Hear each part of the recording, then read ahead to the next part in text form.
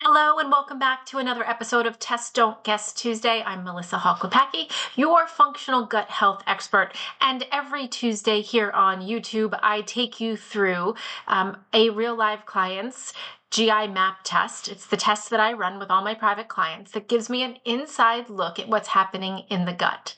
So I have kept all of these tests anonymous and I go over one each week. I'll give you a little bit of a case study on my client and I'll show you their test results. I'll tell you what we did to fix their guts and send them on their merry way. You know, that's part of why I love the work I do, is because I work with people for a little bit of time. People come to me with constipation, we fix it, and then they go on to improve their health in other aspects with other health coaches and doctors and naturopaths and acupuncturists, etc.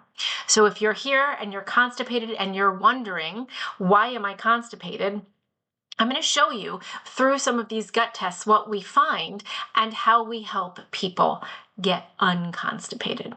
So without further ado, this client was a 38-year-old woman who came to me with constipation, you guessed it, but also really bad brain fog, some baby weight she had been unable to lose. She said she had a rather strong sweet tooth. That was her downfall. She was getting some exercise, and we did go through all the foundations of health. Remember, when you're working on your constipation, it does not exist in a vacuum.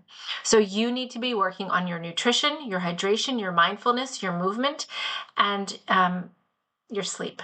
Every day, we're working on the foundations of health while we work on correcting the microbiome and getting the bowels moving and increasing the motility. So those were her symptoms. That's what she came in with. And then the first thing we did was we ran this gut test so that we could better develop a personalized and individualized protocol for her. So without further ado, let's see her test results. Okay, here we are at the first page of the GI map test. And remember, if you've seen me talk about the GI map test before, I don't catch a lot of positive findings on this page because my clients are constipated. And on this page, I usually find people with very loose stools from things like Campylobacter, C. diff, or E. coli. Or they've got giardia, right? They drank some bad water on a hiking trip or when they were traveling, or they've had some kind of norovirus or adenovirus. And then we see a lot of diarrhea. So I don't expect for most of the people that I read these tests for to come back with positive pathogens on this page, nor did she.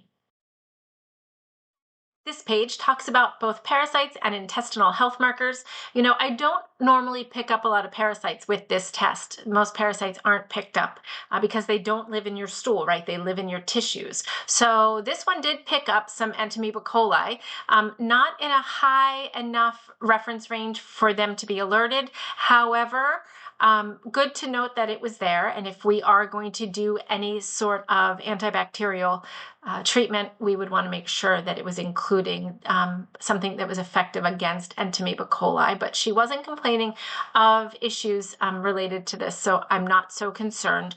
When we look at intestinal health markers, which is one of the very most important sections on this test for me, it really helps to guide a protocol. You'll notice that her elastase is low. That's telling me that her digestive enzymes, right, the juice in her gut, isn't doing it. It's not breaking down the foods. And so if you can't break down your foods properly in your stomach, I want you to understand this. If you don't break down the foods in your stomach, it's going to have to work hard to break down in your intestines where there is no acid, right? How can that further break down? So that slows all motility. It grinds to a halt. Hey, wait, we've got some undigested food coming through. It's a problem. We need to up the digestive juice. Elastase 1 is telling me so. The next marker that's alerting me here is secretory IgA being low. That is the immune response. So her immune system is weakened here, whether that's a response to the protozoa, you know, the parasite, the Entamoeba coli, that she might be reacting to over time that's kind of keeping her immune system suppressed, or maybe she's dealing with something else health-wise, but that would alert me to the fact that her immune system has taken a hit. And so we would want to make part of her protocol building the immune system of the gut. This page of the test, you'll see at the top opportunistic and overgrowth microbes. This is telling us what bad guys are in there and what they're doing.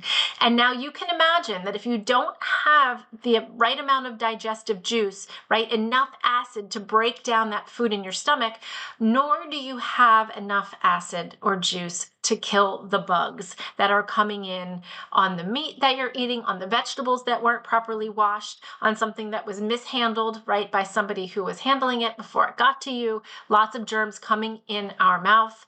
And this is showing me what's currently growing. So Pseudomonas, as well as staph, growing high.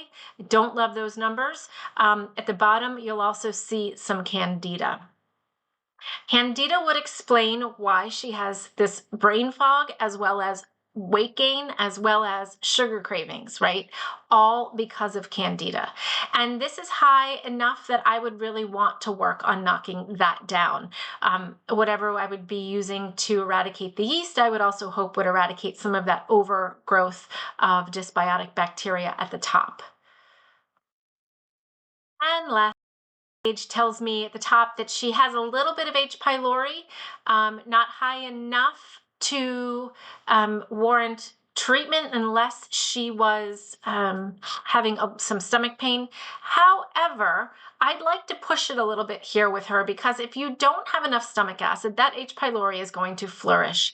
So I would like to think about maybe adding the stomach acid. If her stomach was hurting, with the addition of some HCl and enzymes with every meal, I would pull back and I would look at some treatment for that H. pylori. But I think she's going to be okay. I also would be interested in raising her commensal bacteria. You'll notice in this last section, it's telling me here are all the bacteria that we know of currently, right? And this is an evolving science. We are always learning about new strains in the gut and what they are doing there. But these are the ones that we know need to be robust. You'll notice that Enterococcus and Akkermansia are low, Akkermansia being below the detectable limit.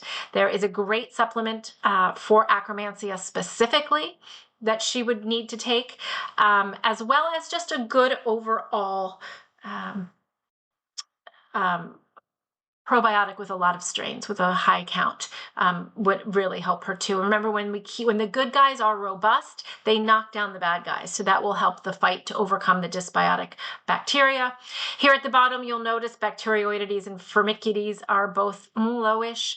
And I see that a lot with just diet. So, right, part of curing your chronic constipation is increasing your fiber and making sure your motility is happening. So we take away everything that's drawing back from your motility.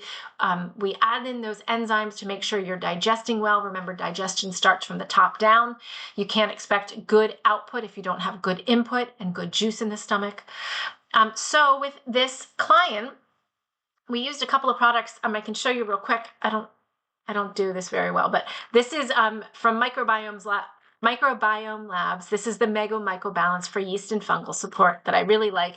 And this is their Mega IgG 2000, both available on Fullscript. This one will help with immunoglobulins in the gut, trying to raise that immune system that we talked about. A good probiotic, again, with a lot of different strains at high numbers, I would recommend for her. Digestive enzymes with HCl really help as well.